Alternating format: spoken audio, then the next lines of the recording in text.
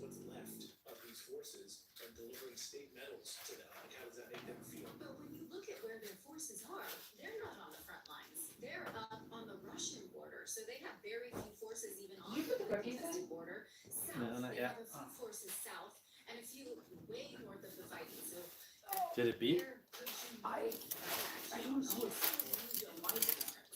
And that's largely the case. That's why great journalists like Tucker Carlson and on the show as possible, because we've been outspoken about this war, what's really going on here. He just arrived in Moscow yesterday and warns that we're on the brink of a nuclear war. We are already in a hot war. Let's listen to what Tucker had to say as he arrived in Moscow last night. In the week since we left Russia, Moscow, where we are now, in February, after interviewing Vladimir Putin, we've watched from the United States as the Biden administration has driven the U.S. ever closer to a nuclear conflict with Russia, the country that possesses the world's largest nuclear arsenal. It has accelerated ever since, and it's reached its apogee so far in the weeks after Trump's election. He's now the president-elect. In that time, just a few weeks ago, the Biden administration, American military personnel, launched missiles into Russia and killed at least a dozen Russian soldiers. So we are, unbeknownst to most Americans, in a hot war with Russia, an undeclared war, a war you did not vote for and that most Americans don't want, but it is ongoing. And because of that war, because of the fact that the U.S. military is killing Russians in Russia right now, we are closer to nuclear war than at any time in history, far closer than we were during the Cuban Missile Crisis. That would mean the elimination of Russia, the United States, and most of the rest of the world.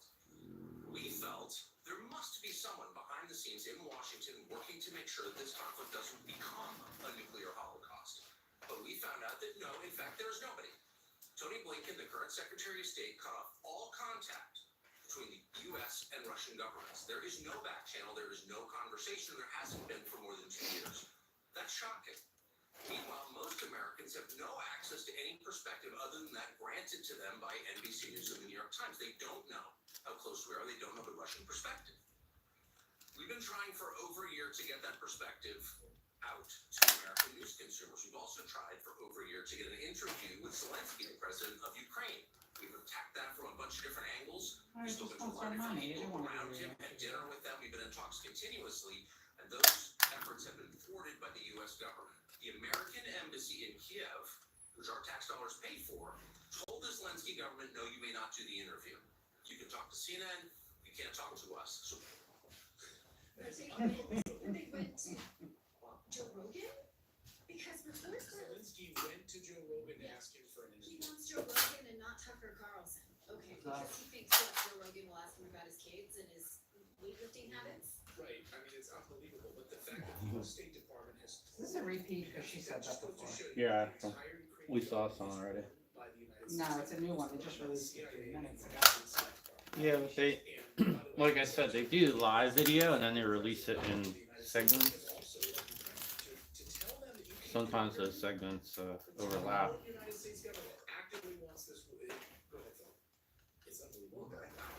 freaking stupid. So the reason any of us are still alive today is because during the Cuban Missile Crisis, there was back channel communications with Russia. Like, if you're in the threat of nuclear war, communication is super important. And if they have no communication, I mean, that is absolutely just dereliction. I mean, that is just crazy. Yes, that's a good word for it. Yeah. Yeah, and then of course after that, right, Kennedy had the red phone directly to the Kremlin installed after the Cuban Missile Crisis, a direct channel. Like Maybe you want to blow some dust off of that. Kennedy could call Khrushchev, like that was going to be, the red phone. I don't know if we even still have it or not. But anyway, NATO's new head, Mark Rutte. Can I just, before we go down this path, because it's really important to talk about policy. You know that anti-Lincoln State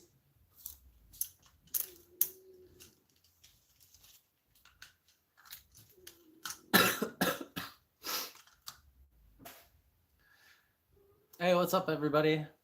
Thanks for joining. Should be going through your clothes as well. Hey, yeah, it's you can see there's racks and racks here. Thanks for hopping in. You can go through them together, be productive and chill.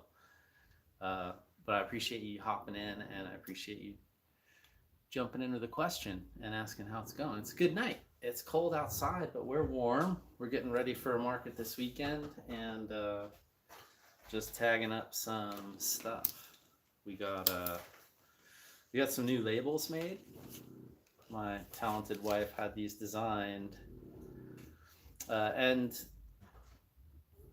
they might be backwards because I'm using my reverse camera, but they're really cool. They're supposed to tell the story of our recycled apparel, and we're adding them to the back reverse side of all of our price tags. So we upcycle our price tags from old playing cards or baseball cards and stuff, and we decided to add these to tell the story of what we do and its importance, because before it was just up to us. So does she do graphic design? Yes.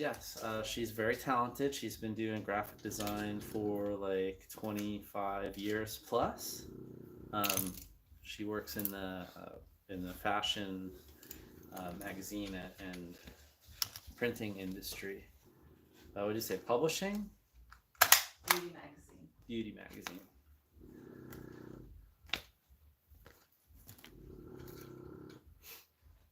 Yeah, thanks. Where recycling is super important to us. It's kind of like what we see as our hook at the moment, and we started upcycling and recycling with some other products. I do paintings out of like Goodwill paintings and paintings that were going to the landfill, and we're seeing all these other clothes kind of go to the landfill on their own, and we decided to try and do something about it. So I created this design.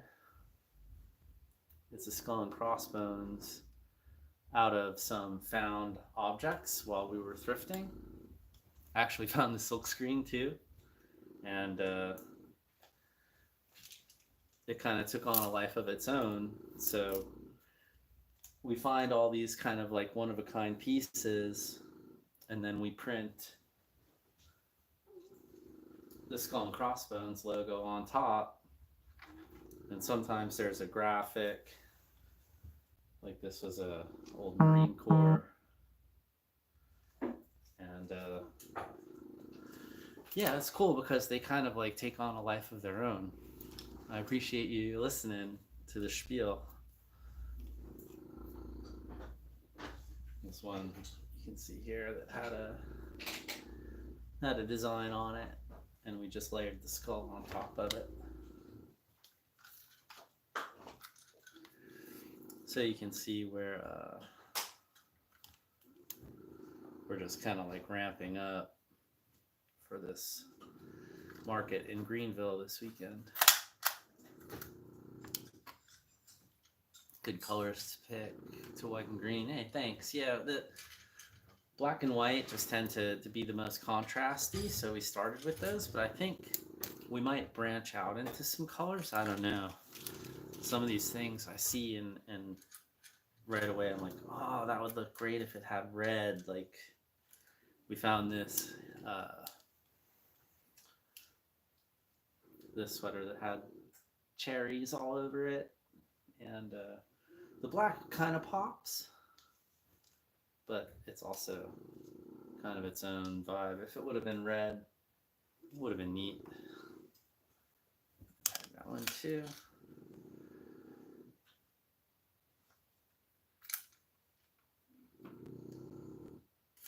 You can listen to your stream, babe, if you want. There's no real audio or anything. Like, it's not super important. They can. Oh, she's got her headphones in, so we're good.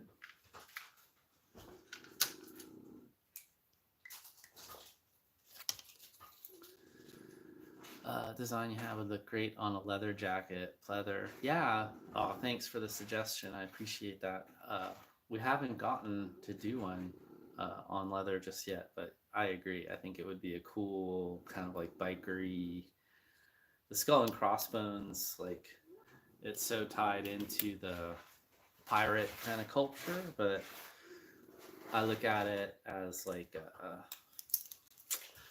a way of like throwing kind of like throwing piracy in the face of whoever made these originally, because we're doing whatever we want to them, and it's kind of cool. Like I feel like it's like anti-establishment or something. I guess maybe you could call it that. It would look sick on a leather jacket. That would have kind of like a Captain Harlock or one of those like 70s like space pirate kind of vibes. That would be really hot. Dude, make a special project, take time on it. I should. I'm down for it, because like a lot of this stuff when we first started doing it was all like churn and burn. We were selling them for like bulk prices. I think it was like $5 for a tee. And we started treating them more couture after that, like making sure that each one is special and bespoke. Like this one we did asymmetrically on the button down, and I'm dropping everything. I'm such a klutz. Like I have one here that we did on a button down, but on the reverse side. And this one's like really high quality. It's brand new when we found it. XXL, never been worn. This one here is a vibe. It's on like this vintage black windbreaker. Hey, thanks. I'm glad you like it. So these, I have these already kind of tagged, but now I have to figure out how to put my new stickers on. And I just keep drawing all over my hand as I go.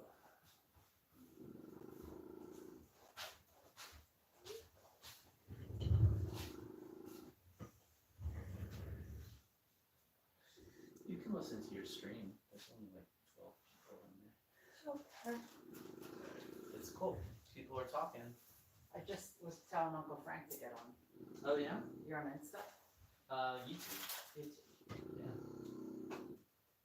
We peaked at like almost 20 already.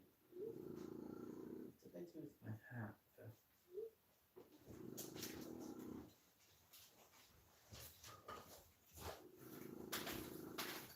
I'm coming back. I just had to get the ever important.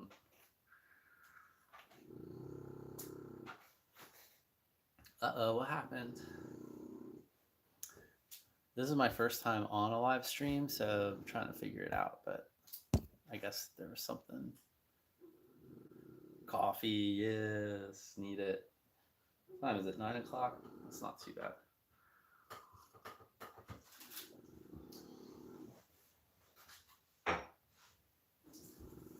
All right, now these labels right.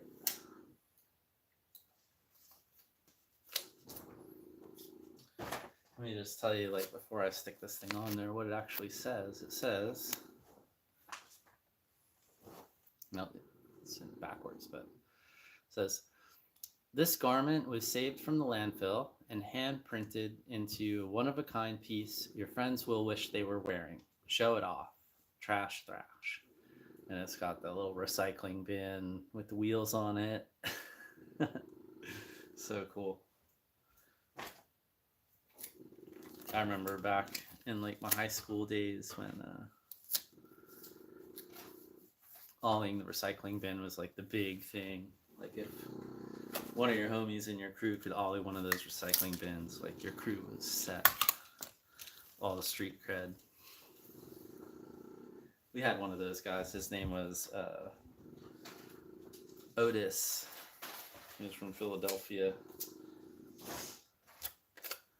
I was like bringing all this stuff up from the garage earlier today, and I have this aluminum trash can down there that actually I turned it into a Faraday cage to store some of my electronics in and whatnot, but had me thinking of skating because it was like right next to my board, and I was like, man, I wonder if I can still ollie garbage can.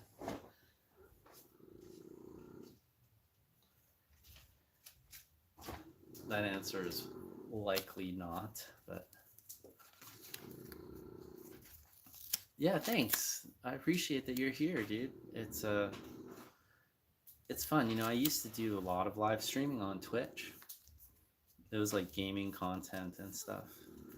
But I haven't really been into gaming for a while because I got burned out on that. And I'm excited to do it again. I'm excited to be doing it on YouTube too, because that was always kind of like a goal of mine. But it just wasn't as easy to access the service, and since those days it's gotten a little bit easier. Couldn't ollie anything. Oh, it takes a lot of practice. I don't know if I could get very high off the ground right now. You know, teaching my son about skateboarding, and he's trying to ollie and stuff, and I was breaking it down. I was like, dude, you just have to like go and jump as high as you can a bunch of times, because you have to strengthen that core to suck your knees up and like really get off the ground and get vertical, and exhausting. I remember in like my not so prime days, I used to say that I ollie down because like I go lower than I originally started. Terrible. What's my favorite game I've played? I think Fortnite is probably my favorite game. If you don't go like too deep in the Rolodex of like Pitfall and all the old school stuff that I grew up with, I would say Street Fighter for the OGs, and then Fortnite for the contemporary stuff. Skyrim, hands down, your favorite all-time game? Oh shit, that's a pretty hardcore game. I know some people play that game for years and years. Tell me a little bit more about it. Tell me like what's the draw? You still playing it now, or is it something that's kind of over and regarded as classic? Because I don't know that much, really.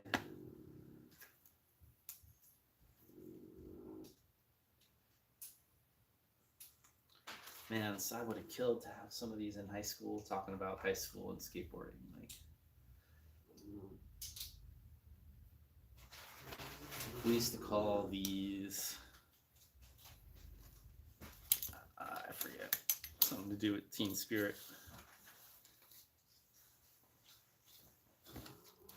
The draw is a different angle of the characters you can make. Oh, interesting.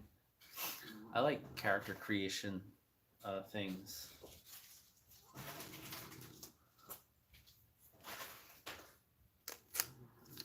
Different races, political views. You're basically a god, or your character is. Oh, that's sick. Is it from a first person or a third person view? Like, not only just the graphics, but like the gameplay perspective.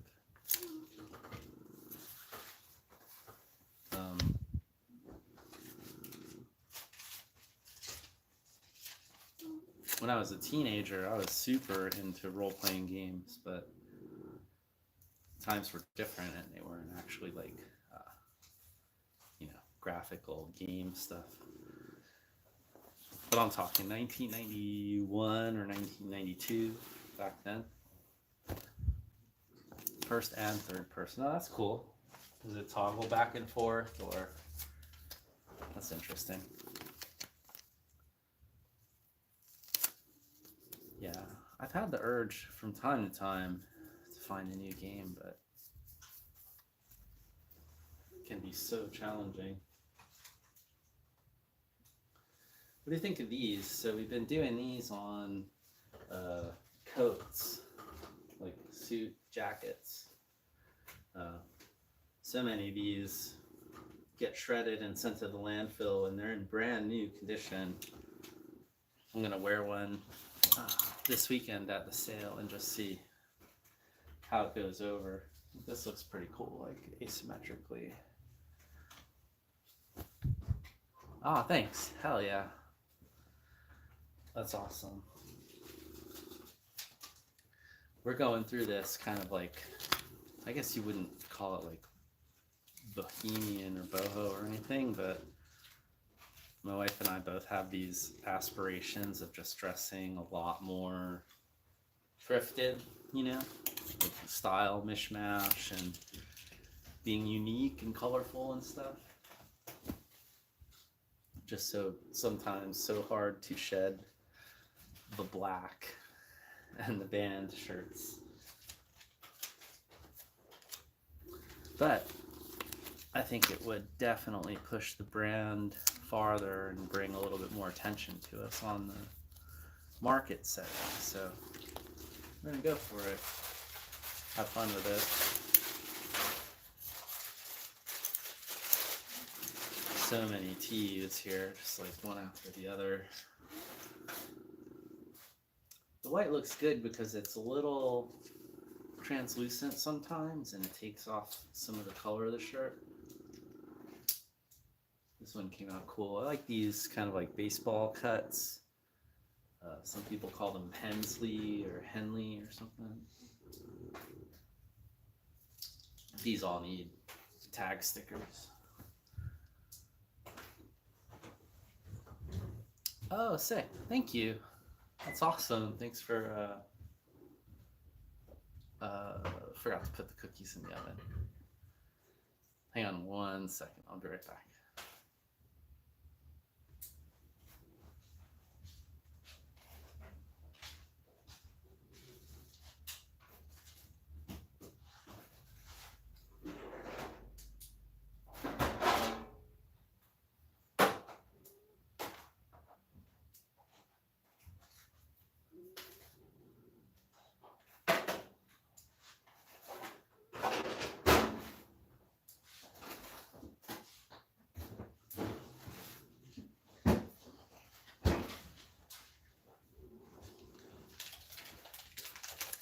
In case you were wondering, and just so you don't go anywhere, these are the cookies we're about to throw in. Wish I could reverse it, but these Toll House ones, you just bake them. They're kind of ready. They're perforated. Break them up and throw them in the oven. 20 minutes, they're ready. But these look really good. We like this one YouTube news channel, and he says "Holy macadamia nut" all the time, and this says macadamia nut on it, so I was compelled to get them. We like cookies in this house, so I'll be right back. 1 second.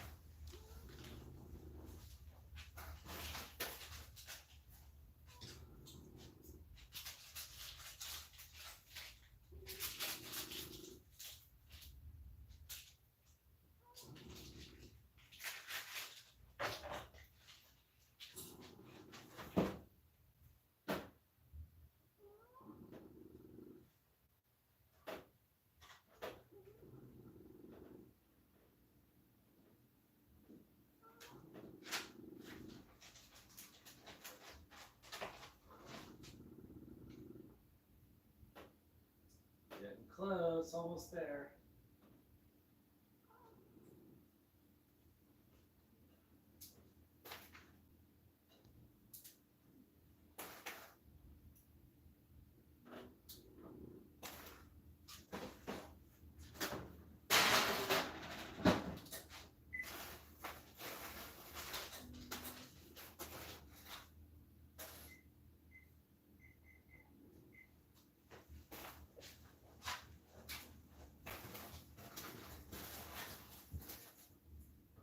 So easy.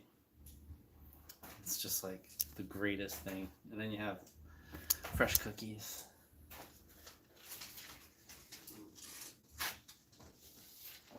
Wish I had a workspace and that this was like a more compelling setting, but let's see if I can make this a little more efficient. Spend some time. Oh, there we go. already got prices on it. So it escalated quickly. Gen X guy, yeah, me too. 1975 here, reporting for duty or whatever that whole meme was. Yeah, we fell into cookies when we quit drinking New Year's Eve last year. We fell into like a extreme sugar craving for like a few months, and cookies became part of our daily routine and just kind of never left. 1975, yes sir. What's good, brethren? I'll have to subscribe to you. I don't know if you got content out there. Smoke cigs, but that's about it. Hey, I still smoke cigs in my dreams, which is weird because I quit smoking in like 1997 or something, but every now and then I have a dream, and more times than not, I'm still smoking cigarettes in your dreams. It's weird how that thing works.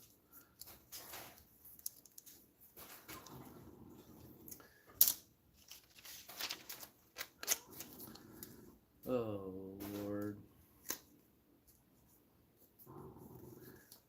These are so, I just want to keep all these for myself. Everyone I keep seeing, like this one for instance, this one was gonna be shredded. It has like, it's like maybe a painter wore it, like somebody leaned against a wall with wet paint.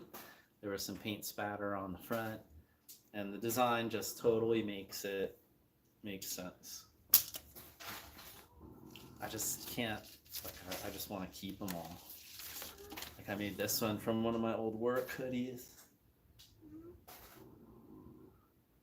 and I removed the logo from the company, and it's a nice hoodie. They did like American Apparel or something, so it was an expensive hoodie. It's all soft, but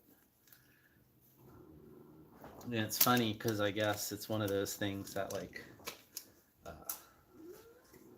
one of those companies that corporations use frequently, because I've found the exact same hoodie from other companies, and they're all also American Apparel, so it's probably some vendor or whatever.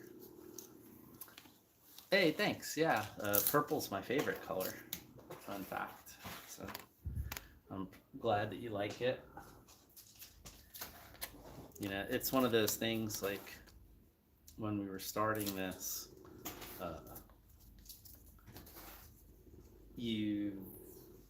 I can't speak for everybody, but I tend to shop for things that I like, but then I learned really quickly that like so many more people are so much more interesting than I am and like interesting things, so it's been fun.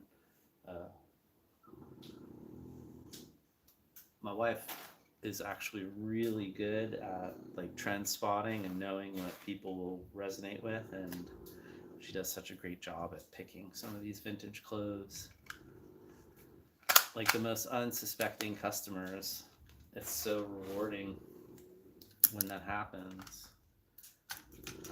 I have a story I can tell as soon as I find somewhere not to drop that. Clothes junkie, yeah, me too. Thrifting has always been a huge part of my life because my desire for different styles and new styles and clothes of all different eras has always been just like the stuff of legend,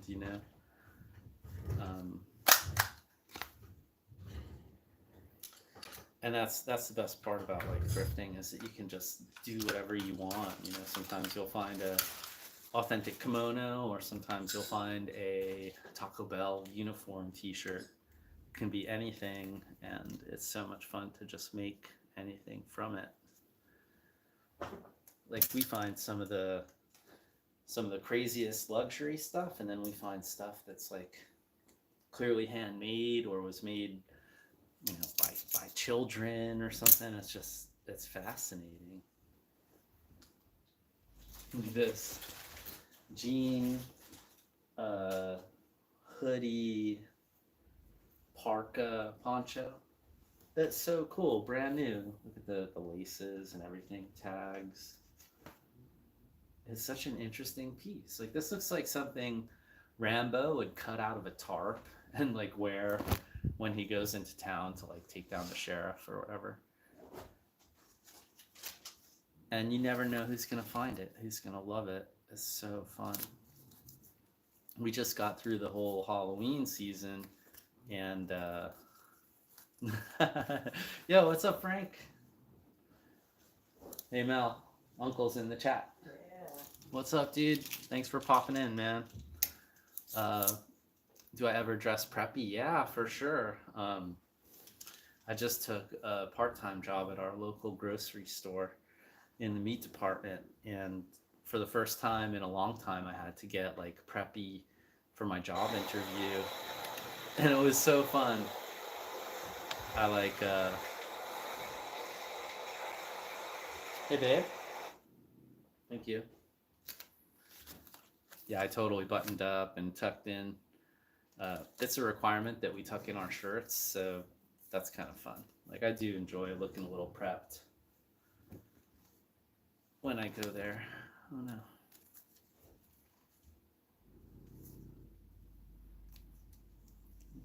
Oh, yeah. Come on, baby.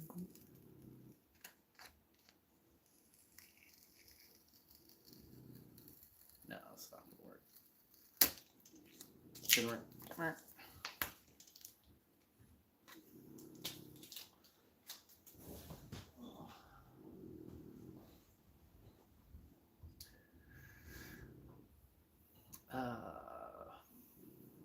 Thinking you would be a costume designer with your love of clothes and the imagination. Oh, thanks, dude. That's really nice of you to say. I was thinking that earlier today because I feel you. No worries. When we packed up all these clothes, I brought these all up from our garage, and there were a ton of Halloween costumes mixed in with these. So I went over to my wife and I was like, babe, you know, if we ever had to go somewhere, we could really make an entrance because we have such wild like things if we just pulled from some of the clothes that we sell at our markets. Because I'll give you a for instance. This is going to be fun. We'll do a little show and tell. As soon as I stop screwing up my one job here. All right, so picture, I don't know, a setting you had to go to somebody's birthday party, and you wanted to make an impression, and you could wear your hairy chest t-shirt, complete with hairy back shanks. Yuck, right? And you could add that to your repertoire. Or you could go pink lame genie pants.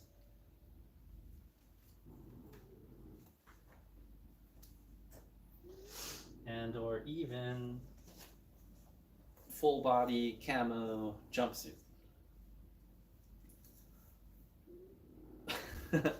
So there's like literally anything, right?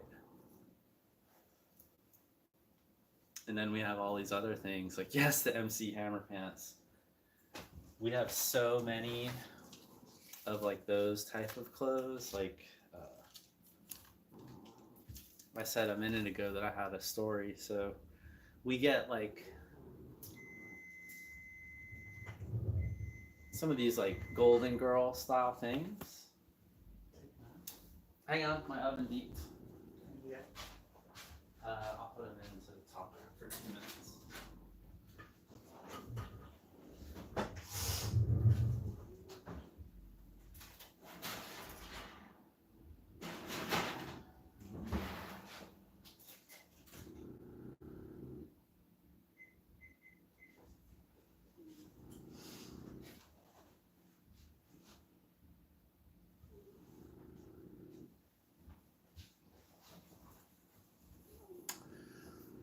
Frank knows how much we like cookies around here. So yeah, we find stuff like this, and we get it because it's kind of kitschy and it could be a costume, but at the same time, like, we had something similar, red sequins, like everything, like you just see it from across the room, and we're like, we want that, but we don't know somebody gonna buy it as a costume or how they're gonna wear that. And we're at a market, and there's a young girl shopping with us, getting like a pillow or a plush doll. And then her abuela comes up and she's like, oh, can I get this? How much is this shirt? And it was like on our mannequin, and we took it off the mannequin, and she loved it. It was only $5 or something like that. We keep all our prices like as low as we can. And she's like, I'm gonna buy this, and I'm gonna wear it when I go out on Saturdays. And we were so touched by that, because, like, you know, you want to think that you're still going to be having a great time, like when you retire, when you get older, and to be a part of her, you know, who knows, her night out. Like, it was not a subtle shirt by any means. So just to know that, like, she was going to put that on and like rock it out, get confident, like, you have to make an entrance. So it's really cool. We have so many stories of those connections. Like, when people pick something and they connect with it.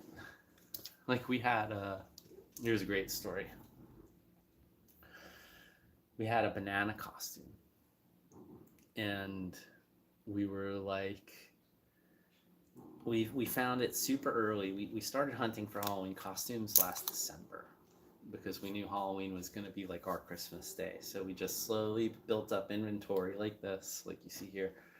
But special pieces, you know, things that popped. We got this banana costume like right off the bat, and we had no idea. We kept wondering, when is the banana costume going to sell? Like, all year we had this thing. It was on the rack, and people would pick it up, and they'd joke, they'd like tell a story, talk about making a post, and they'd put it back. They'd go with something else.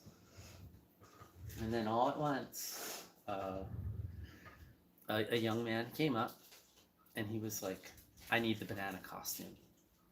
And turned out he was going to a Halloween wedding, and everybody was dressing as vampires, and he decided it was his job to disrupt that whole thing and be the banana.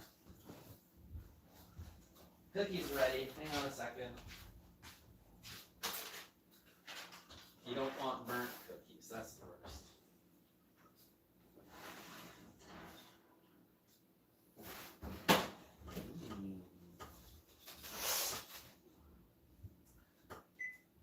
Want to see how you feel about those? See if they look done enough?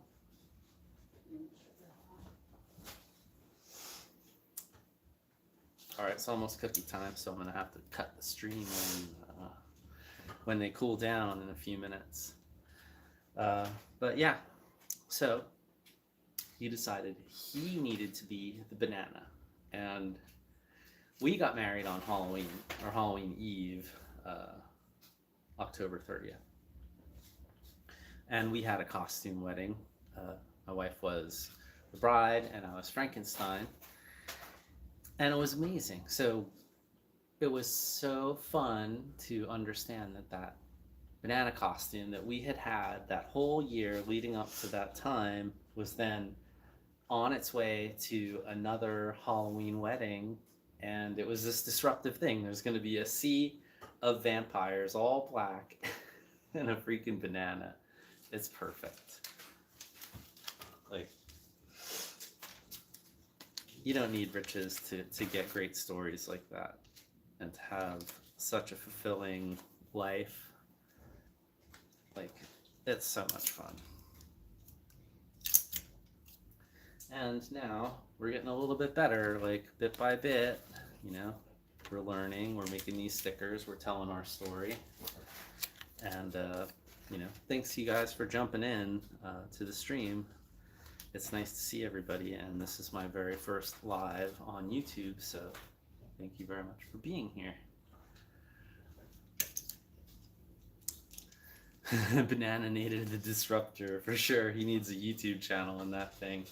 I wish there was like a whole video blog of like his journey, and that like in my mind he wore the banana costume like from when he purchased it all the way through the wedding. But you know, that's the fun part, I guess, is we can all imagine, right? Good luck this weekend. Thanks, Frank, and I'll see you on the next one. Of course, you'll get the play-by-play when we're out there, and we'll be thinking about you. So thanks so much for the support. Wow, look at this thing. This is an awesome blend stripy tee. Right? Like it's kind of 70s, little Stranger Things vibe, I guess. But this had like Rita the Riveter or something on it. I love anything red, white, and blue for this project. Feeling a little super patriotic lately. Oh, and I smell the cookies. It's happening. And I don't know if you've ever played with one of these things, but they're the sharpest freaking thing in the world. Like, it's even like tripping out the lens, because I like stab myself so many times. So you'll see me, I put the safety cover on it like after every single tag, or else I'll like stab myself or drop it and hurt the dog or something that only a total klutz would do. Tease of the Captain. We did, but we already sold it, so we're gonna have to get some more made, actually. But it's looking really good. It looks really awesome on the tee with the spiral kind of. I think I posted it on Facebook if you wanted to see how the design looks. I know my sister Liz wants to get one too. We only have the one at the moment. We had one made, so we'll bring that one. But beyond that, no, we don't have any just yet. But I think we are gonna make them and like stock them. Awesome. I'm always glad when you like what we're doing, because I know you have a good eye for this stuff.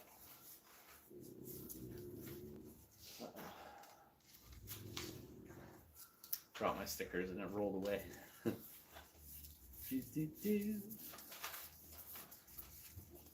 there's the last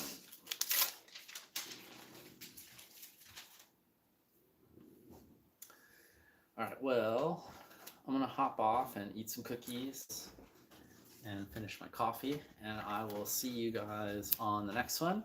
If you haven't already, please subscribe and we can stay in touch. I have links to my social media, and I appreciate everybody who stopped into the stream. So thanks for hanging and tagging some stuff with me, and we'll be sure to do it again soon. All right, cool. Catch you guys later. If I know how to stop. I don't know if I do.